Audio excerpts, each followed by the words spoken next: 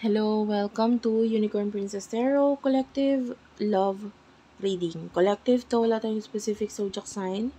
Importante yung pinaka-reading, kung makarelate ka, makaresonate ka, maaring ang reading na ito ay para sa'yo. Pero kung hindi, wag natin ipilit. Okay lang yon. May mga next readings pa. Kung gusto mo, pwede ka magpa-personal reading. Ayan, ngayon may limited time offer ako kasi alam niyo naman hindi talaga ako nag-reading. Pero kung gusto mo magpa-reading sa akin, limited offer, pumunta ka doon sa TikTok shop ko. TikTok.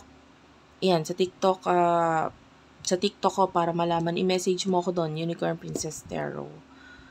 Ayan, para malaman yung ibang details regarding doon. Okay?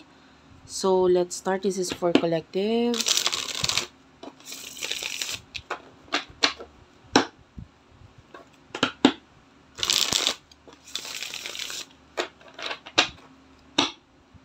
This is for the sign of collectives. By the way, nakakaamoy ako ng melon. Yan, so. Let's start your reading.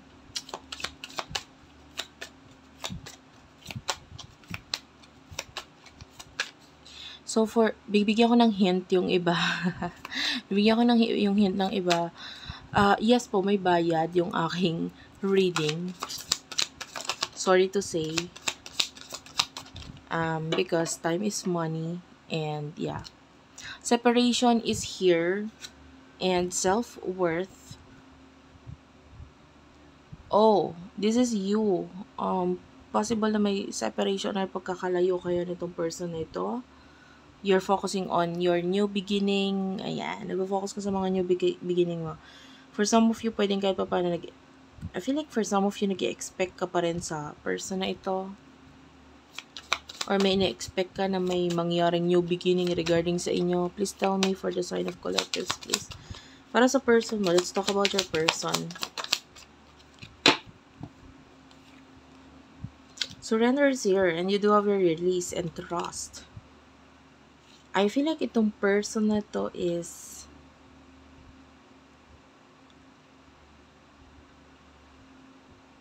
there's divine timing na nangyayari sa inyong dalawa ngayon. And maaring may mga bagay siyang gustong mag-take ng leap of faith, you know? Like, I feel like gusto niya mag-take ng risk. Pero parang pinag-iisipan niya mabuti. So, there's something sa inyong dalawa na parang gusto niya mag-take ng risk, pinag-iisipan niya pang mabuti. Nandun na yung kagustuhan, nandun na yung pag-iisip regarding dun sa bagay na yun. What is the situation here? Please tell me. Shuffle ka lang, guys.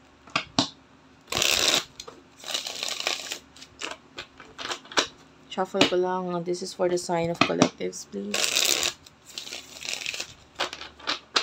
For the sign of collectives. For the sign of collectives. Hindi ko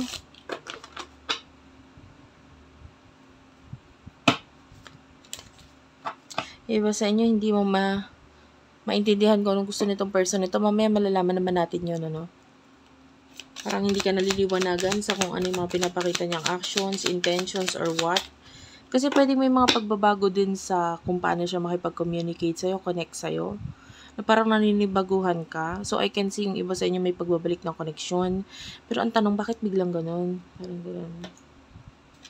Yeah, this person could be denying something. So, pwedeng may mga bagay siya dinideny, which is regarding, might be sa kanyang totoong pagtingin sa'yo. Like, not facing the truth. This person is not being honest. Siya nagiging honest sa'yo. Situation na yung dalawa. So, yung iba sa inyo pwedeng minsan na nagkaroon ng runner and chaser phase sa inyong dalawa. So, yung iba sa inyo pwedeng isa sa inyo naghabol. Well, I don't know kung sino yon, but some of you may ganon. Isa sa inyo naghabol. Hindi ko masabi kung sino. And then yung isa naman nagpahabol. Alam mo yun. So, ang ending, nagkaroon ng napagod na lang yung isa, alam mo yun. Napagod na lang maghabol. Okay? So, what is your emotions towards this person? Emotion mo sa kanya? For the sign of collectives, please. You do have your Ace, Earth, Taurus, Virgo, Capricorn. Okay.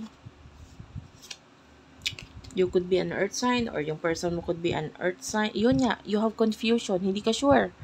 Ano ba talagang gusto niya? Parang ganun. So, nagtataka ka ano gusto niya. Sa ngayon, yung nasa emosyon mo is hindi mo alam kung ano gusto nitong taong to. But definitely,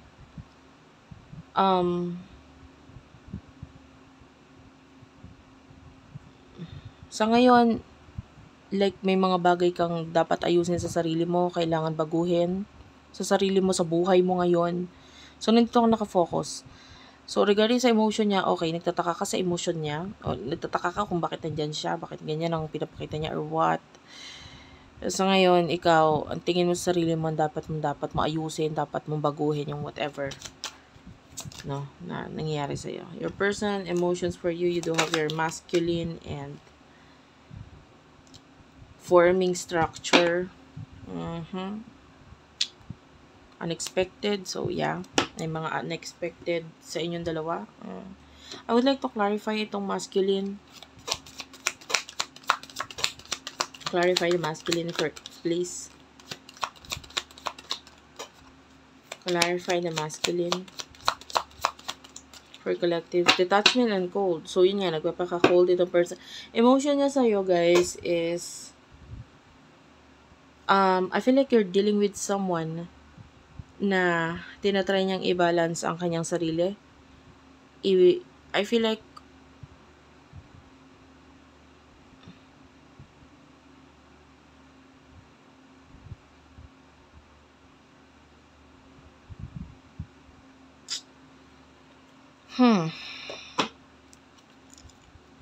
what is the situation here? You do have here grip. So, as much as possible, itong person na ito is gusto niyang magstay grounded. You know, it feels like ayaw niya ipakita yung emotions niya ngayon. Like, being cold is someone na being cold or hindi nagpapakita ng emotions at all. Itong person na ito, nagmamatigas. Doon na lang tayo, nagmamatigas siya sa emotion niya.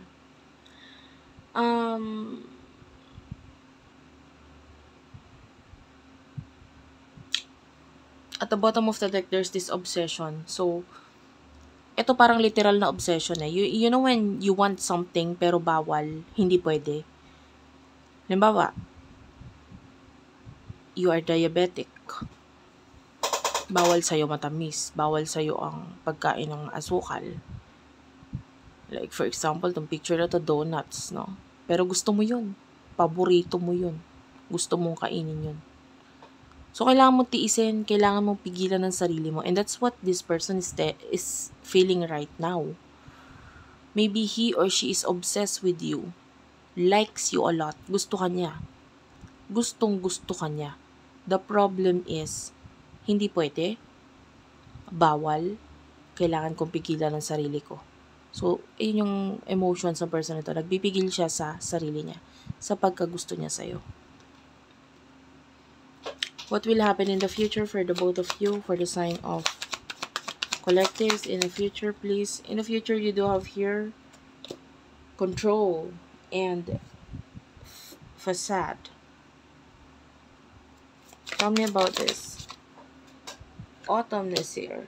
And the decision, I feel like may mga decision kang kailangan pag-focusan in the near future, and I feel like you will be focusing on yourself.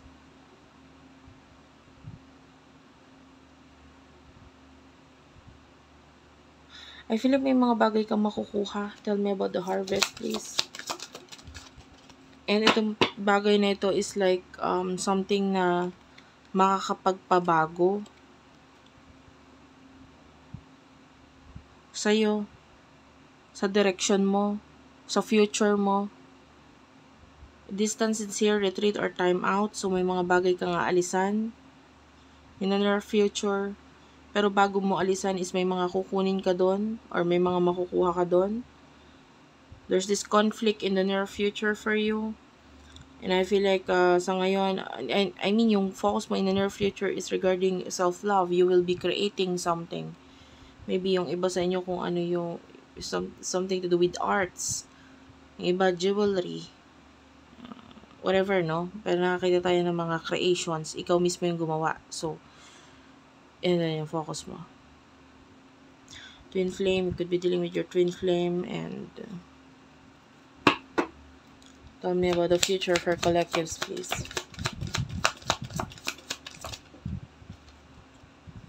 You do have your regret, guarded thoughts, and avoidance. Okay. Unexpected is here.